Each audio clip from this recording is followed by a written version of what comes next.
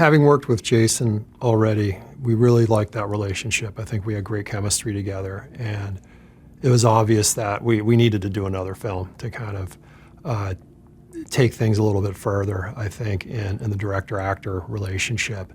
And the perfect vehicle for that ended up being Working Man, which is based on a Chuck Dixon novel called Levon Cade. The novel's a little bit different. I think there's something that happens between film and novels. It's an interesting journey to the screen. I saw the genesis of this idea of kind of the war-torn anti-hero finding a new life, finding new opportunity.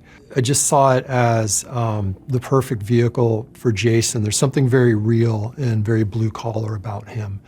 And the idea of seeing him in a construction environment and playing a construction supervisor seemed like an incredible way to ground him in our world. And I feel like that's where he excels as a character, is the more you can put him into our real lives, our real worlds, he really shines in that way. There's something just so kind of a guy next door. He could be your uncle, he could be your brother. And then creating this family around him was, I think, really the key to the adaptation. Levon, who's left a lot of his past in the past, and he used to be in the Royal Marines, and he was a bad mother flower. If you ever really know any of those guys, I'm like, they're like superhuman. They're like the real heroes, man. Some guys go on a 3-day mission and all they need is water and bullets. I play his boss. I run like a family business, and he's part of the family, and we treat him like one, and he's kind of an outcast, and we bring those people in, you know, and he seems like, you know, part of the family. Something happens to my daughter, she gets abducted. Obviously, we're freaking out, you know, just like any other parent would, and, you know, he takes care of people around the, you know, the trailer and the work site, and you know someone,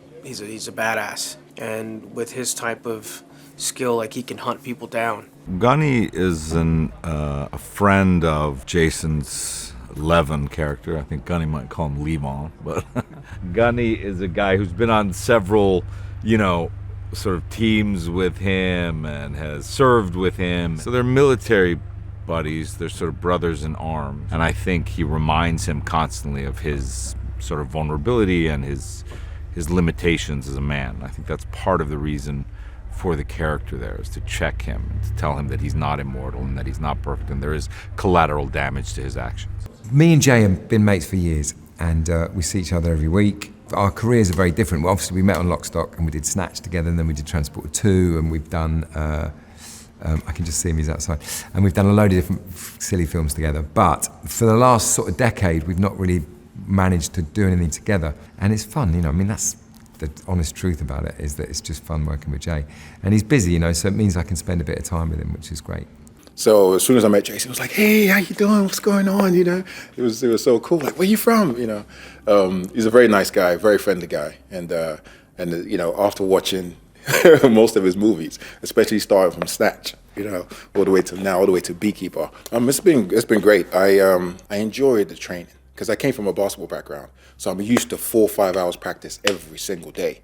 So the fact that they were calling me in 5 days a week, every week, you know, for the past month and a half, to come train, I was like, yes, bring me in, I'm ready. I don't care if my body's sore, my back is hurting, my knee is hurting, I'm coming in.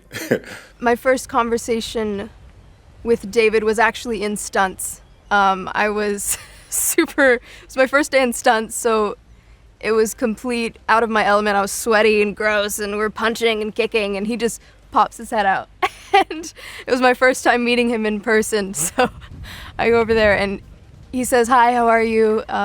But he kind of just got right into it. He's like, so he was just so passionate and excited about how he wants to kind of shift the female portrayal in action movies. And like, Jenny is not going to go down easy. My daughter is a bit of a badass as well. She's not just sitting around taking it. You know, she's contributing to the motion of escape. And I like that. You know, she's not just there waiting and, you know, being a rag doll or whatever. She's being active about it. In Working Man, it's about the action. I'm going to be honest, it's an action movie that delivers in that action space for sure. But the previous collaboration, Beekeeper, had a very different action style, and it was these large set piece scenes and multiple attackers and incredible complexity, but also a bit fun and a bit, you know, heightened And every movie has its own action grammar. And for Working Man, it really became about finding that balance between truth and believability, action style. He's playing a former British Marine commando and someone who is an incredibly trained soldier at the highest level. And so how do they fight? How do they use weapons? How do they move? And so that was something a lot of work went into, is finding that language, that body language, that action language for Jason that made sense for the world we're building around him. And I felt like we achieved the right balance between incredible action set pieces that have really dynamic movement, but also a nod to the truth of combat action. I just really like Jason Statham movies, so I wanted to do one of those before I die. And then the other thing was I wanted to do another David Ayer movie because we've worked together in the past twice. I did a movie called End of Watch with him, and I did a little bit in Suicide Squad as well. And David and I have known each other for the years, and I think he's a really great writer, director, and has a very specific point of view and a very specific, deep flavor take on the world. And, it's nice to dip into that. David's approach is really unique in the sense where he captures everything in an essence. He'll come up to you and just ask this question that kind of leaves you just reeling, but he captures you in that thought process, and then he rolls the cameras. You don't have to think or intellectualize anything he says, you just have to feel what he says. And it gives you this freedom, and he's never too nitpicky about anything. He wants to give all of us as much freedom to create as possible. David he has his hands in many things. I've worked with a few directors, and they just direct. David wants to do everything. He wants to do everything, and he's so chilled. He's so cool. He's like he's like one of the guys. You know what I mean? It's just it's interesting learning and working with him. Learning from him as well. He's one of the cool guys. I think one of the fun and scary aspects of a Working Man is this idea of the ecology of bad guys. And as Levon, Jason's character, goes through the world, he's experiencing these different layers in these different levels. They ratchet up. They ratchet up in capability. They ratchet up in power. And he ends up going against the Russian mob itself. After doing then some damage, they have to bring in some real hitters. They bring in the A-team. I always say that the greater the villain, the greater the hero. The greater the accomplishment in defeating that villain. And it's also important to have bad guys we love to hate and bad guys that look cool doing it. So I think we get all of that. And it's a true testament to this character that Jason's playing, that he can go against guys like this and he knows what to do. And he always has the answer no matter how difficult a problem they present him. Especially Levon, the way it's written, I don't know. You kind of just care about a person like that. You don't want to leave him behind. You want to give him what he doesn't have. In a family. And it's just the subtlety and the vibe.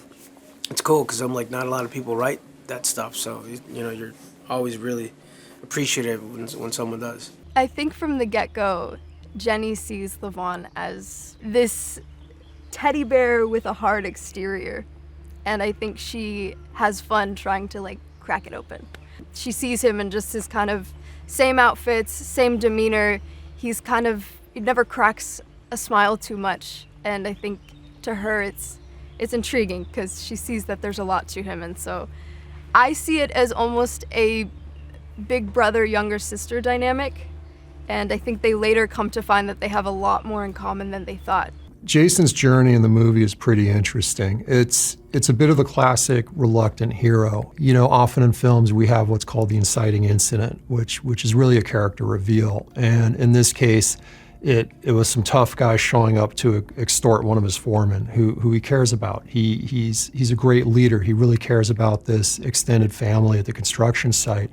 He's a good boss, and he cares. And so when one of his people gets threatened, he has to turn on the thing he's been trying to keep off for a long time. And that's that violence, that military violence, that calculated, tough, hard-charging aspect. And it sort of becomes one of the dominoes that sets up his entire journey, because it really tells the audience who he is and what he's capable of, but it also reminds him of who he is and what he's capable of. And that knock on the door eventually he has to answer.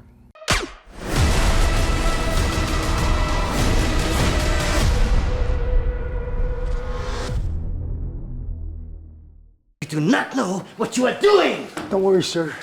Everything's under control. I promise you. Hey! It's gotten quiet.